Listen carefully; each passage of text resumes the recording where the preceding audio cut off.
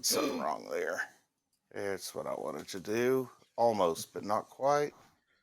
Jeez It's all Louise, right. this The is wrong hard. thing just gets the right thing more excited. We're going to use up all of our time before I even figure out what I just did wrong over here.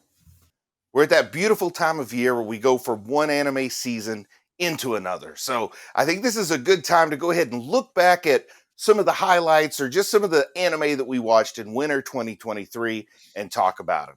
So let's go ahead and do that with the regular suspects here. Chris from Canada. How's it going, man? Spring is like starting. It's been above 10 degrees Celsius for like 2 days in a row. Although last weekend it was snowing. And we've also got Matthew joining us again. You watched a few anime in winter Yeah, 2023, but right? I'd say it's a handful.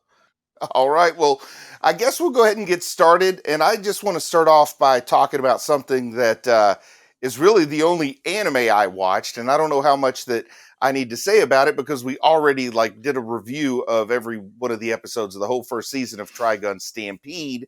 But that is all that I was able to squeeze into my schedule for winter 2023. But if you want to see what I thought about it, we got a whole bunch of videos out there. I still say this is one of the best anime that it felt like nobody was watching. I don't know, other than what we've already said. Do you have anything else to sum it up there, Matthew? Great first part of the story. Either watch it or wait till the second part, but do watch it. Certainly, do watch it. Chris, do you have any final Trigun Stampede words?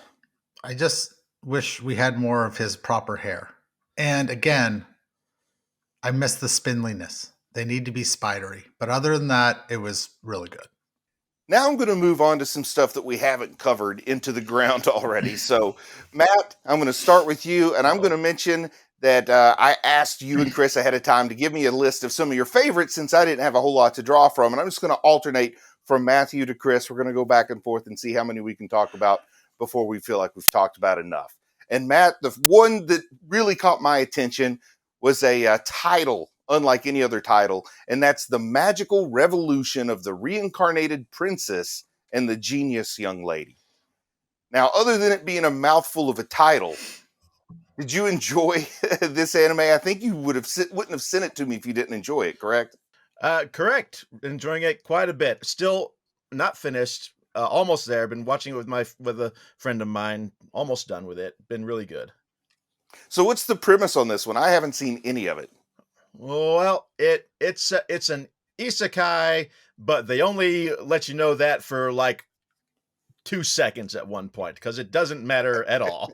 Then it's just right back into the story. Yeah, but I think it might be an isekai heavy season because Chris, one of the anime that you had suggested to me was Reincarnation of the Strongest Exorcist in Another World. Well, this one isn't actually an isekai. It makes you think it is, but actually it's more fantasy. I guess there is an isekai element to it, but basically what it is there's this other world's strongest exorcist. Basically, he's basically constantly getting double crossed by humans, and basically he's dying, and he creates a spell and he gets reincarnated into another fantasy world. So it is and technically an isekai, but not the isekai that we normally would see, where they would come from like our Earth to a fantasy world. He was already in a fantasy world, and then he moved to the other one. One of the good things about this is that you think he's just really super strong, just based on the fact that he retained all his memories and he had all his exorcism powers, which, I mean, he could summon, he could like spells, but he always uses the little, I can never think of it, the little, he always makes little paper figures and sends them out, and that's how he creates his spells. I can't think of the word right now. Origami? And I'm looking at basically. Yeah, the origami. I'm looking at the cover art, and he does have like the little paper origami in one hand while he's making a little hand gesture with the other. Yeah. Did you watch any of this at all, Matthew? No, I did not. Now, one that you had described to me, Matthew, I think, and I apologize if I've got this wrong because this is going from my memory, so it might not be a direct quote, but you told me that there was an anime that was sort of like Spy Family, but there was two dads. Yes. Is that Buddy Daddies? That is the delightful Buddy Daddies. Yeah. So you really enjoyed that one, I'm gathering from the way that you kind of talked about it. You seemed to be smiling when you were telling me about it. Very, very much. I think, like I said, Anya from Spy Family is the funnier little girl, but Miri from Buddy Daddies is the cuter one. That's pretty tall there. I mean, like that's a pretty tall order to be cuter than Anya. So I'll have to check that out. Have you watched Buddy Daddies, Chris? Oh yeah, I've seen the whole thing. It's good. Yeah, that is a very good. It's like as if both parents were but men. Okay. Like that's basically that's No what Lloyd, that's just what two Buddy Lloyd. Daddies is. It's two assassins. Yeah. That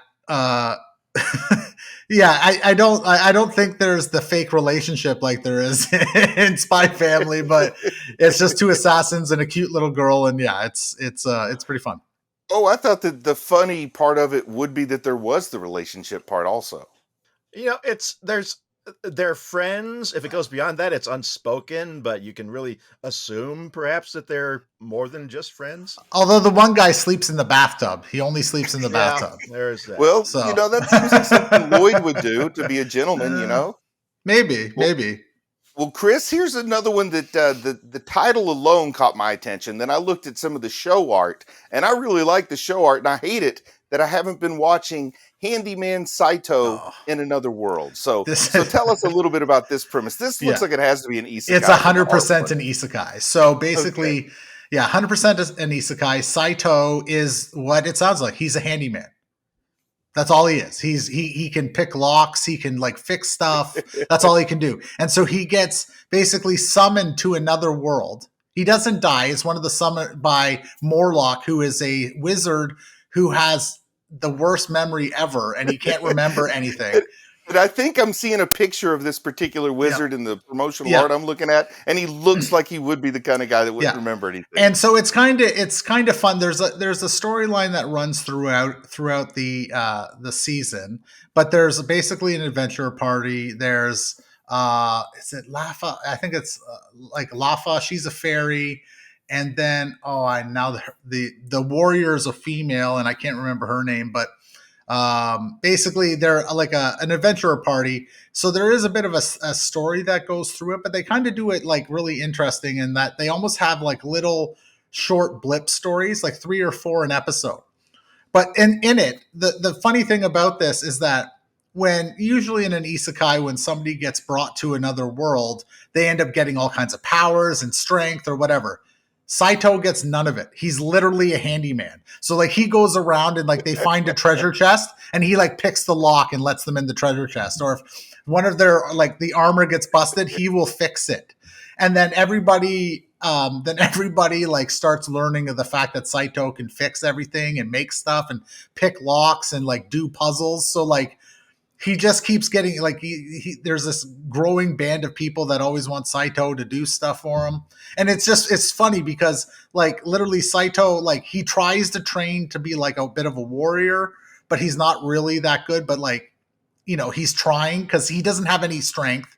And then he's also trying to like learn magic, but he can't. So what he does is because Morlock has no memory, he can never remember the spells. He memorized this whole spell book so that when Morlock forgets a spell halfway through, he's like blah blah blah blah blah, and then Morlock will say that line. So it's pretty funny just because of the fact that literally, I don't know if I'm sure there's been an isekai like this, but the fact that he's just a dude, he's like that's all he is. He's just a dude.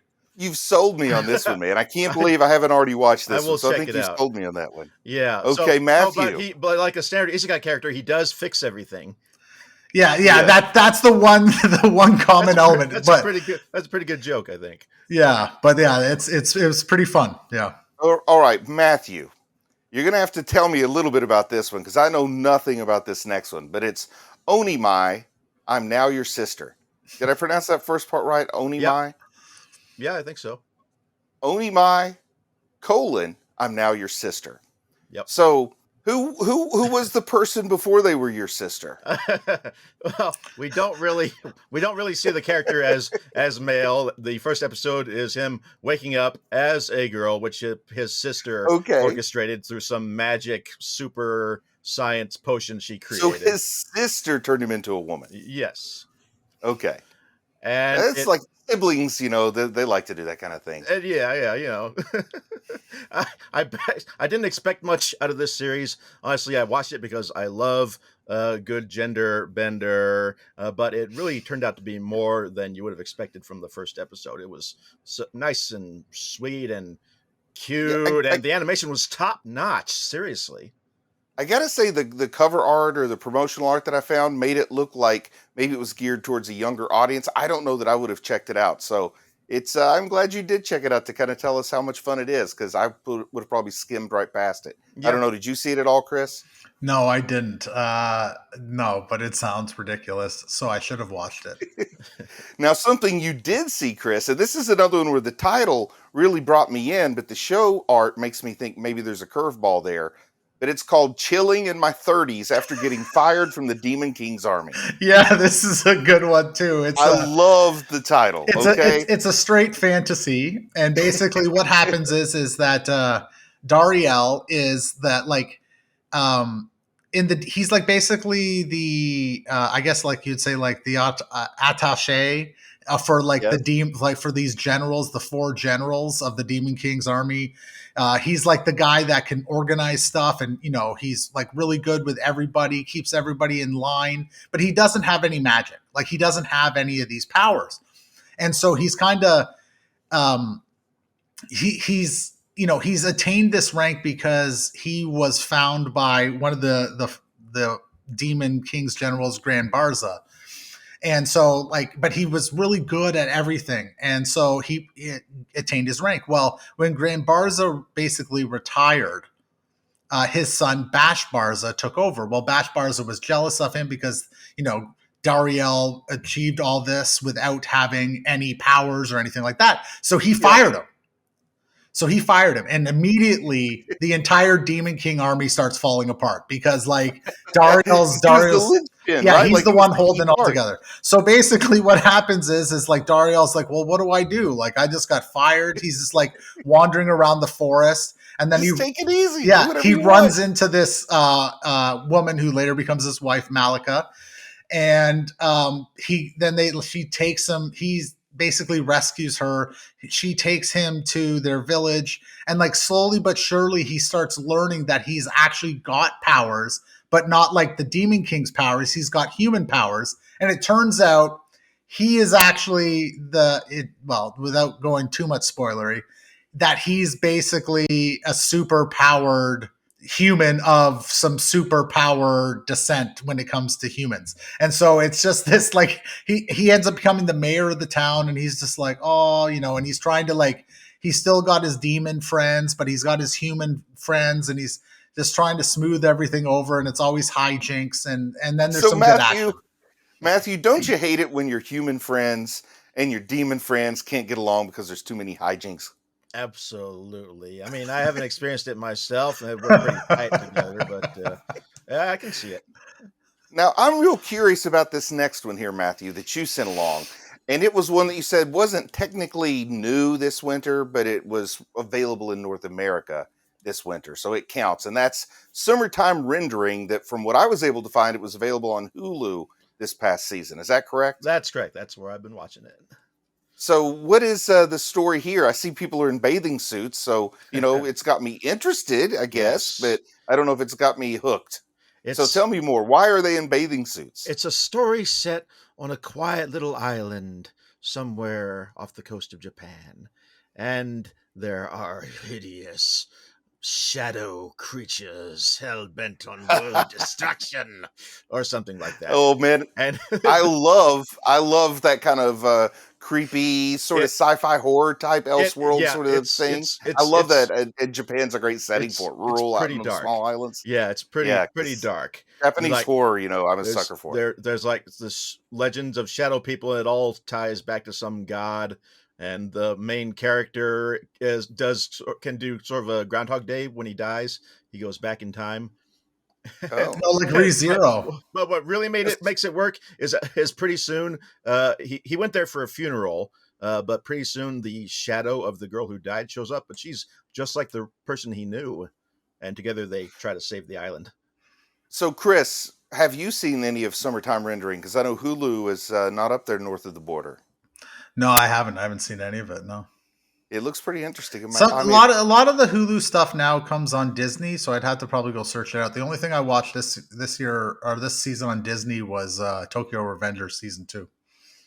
Well, Chris, did you watch Tomo-Chan is a Girl? Yes, I definitely watched Tomo-Chan as a girl. Now, I'm looking at the art, so before you tell me anything else about it, it looks to me like Tomo-Chan is a girl from the art. Tomo-Chan is a girl. Yes, Okay. that's it's actually not hard to tell. The idea is that her childhood friend, Yes. basically, well, like when he first met, like when he moved into, she's like a karate person. I'm sorry. I'm sorry. I don't want you to go any further because I want to play potential spoiler here with Matthew. Matthew, do you remember a movie from the 80s called Just One of the Guys? Yes. That's where I thought maybe Tomo-Chan as a girl was going by the cover art that I saw here. Is maybe it was like Just One of the Guys kind of situation. You remember like Chris in the VHS box and she had the football helmets over her.